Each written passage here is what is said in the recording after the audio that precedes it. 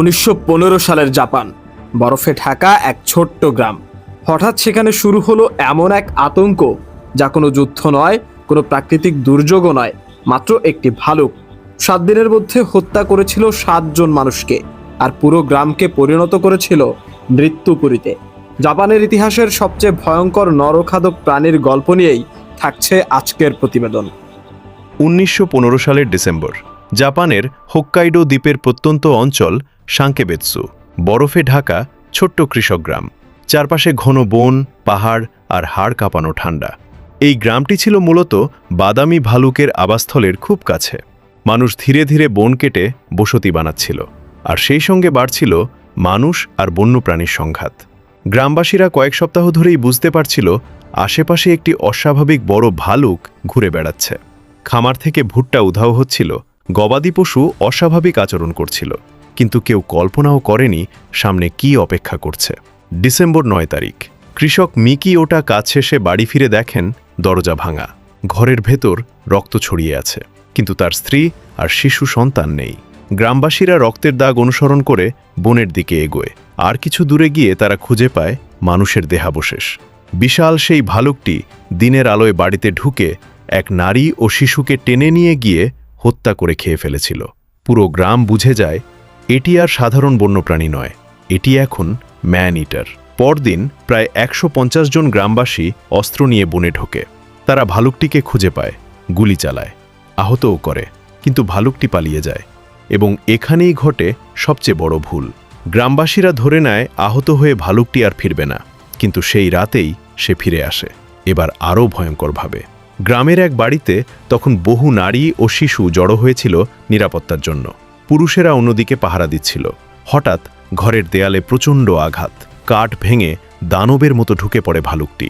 তারপর শুরু হয় নরক, চিৎকার, দৌড়ঝাঁপ। অন্ধকার ঘরে রক্ত আর মৃত্যু। যাকে সামনে পেয়েছে তাকেই আক্রমণ করেছে। সে গর্ভবতী নারী পর্যন্ত রেহাই পায়নি।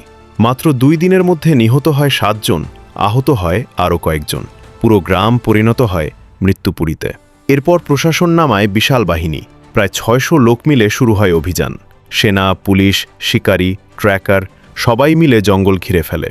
কিন্তু 3 দিন কেটে যায়, ভালুকের কোনো খোঁজ নেই। তখন ডাকা হয় কিংবদন্তি শিকারী ইয়ামামোতো হেইকিচিকে। তিনি বুঝেছিলেন এত লোক নিয়ে এই প্রাণীকে ধরা যাবে না, কারণ এটি শুধু শক্তিশালী নয়, অসাধারণ ধূর্ত। 14 ডিসেম্বর, হেইকিচি এক সহকারীকে নিয়ে একা ঢুকে পড়েন জঙ্গলে। বরফে পায়ের ছাপ অনুসরণ করতে করতে তারা পৌঁছে যান গভীর বনে। সেখানে এক বিশাল ওক গাছের নিচে বিশ্রাম নিচ্ছিল সেই দানব। হেইকিচি ধীরে ধীরে এগিয়ে যান। মাত্র 20 মিটার দূর থেকে তাক করেন। প্রথম গুলি লাগে হৃৎপিণ্ডে। ভালুক দাঁড়িয়ে গর্জে ওঠে। দ্বিতীয় গুলি সোজা মাথায়, মাটিতে লুটিয়ে পড়ে। জাপানের ইতিহাসের সবচেয়ে ভয়ঙ্কর নরখাদক ভালুক। যখন মৃতদেহ গ্রামে আনা হয়, সবাই হতবাক।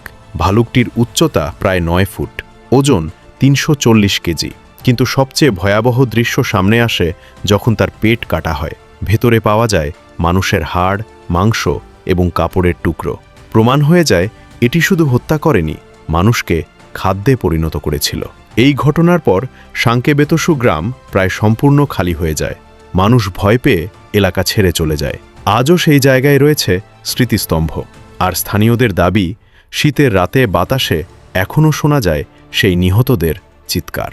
সাঙ্কেবেৎসু বিয়ার অ্যাটাক শুধু জাপানের ইতিহাস নয়, পুরো বিশ্বের ইতিহাসে অন্যতম ভয়ঙ্কর বন্যপ্রাণী হামলার ঘটনা হিসেবে বিবেচিত হয়। কারণ এটি মনে করিয়ে দেয় এক নির্মম সত্য: মানুষ নিজেকে যত শক্তিশালী ভাবুক না কেন, প্রকৃতি চাইলে মুহূর্তেই দেখিয়ে দিতে পারে আসল শিকারকে।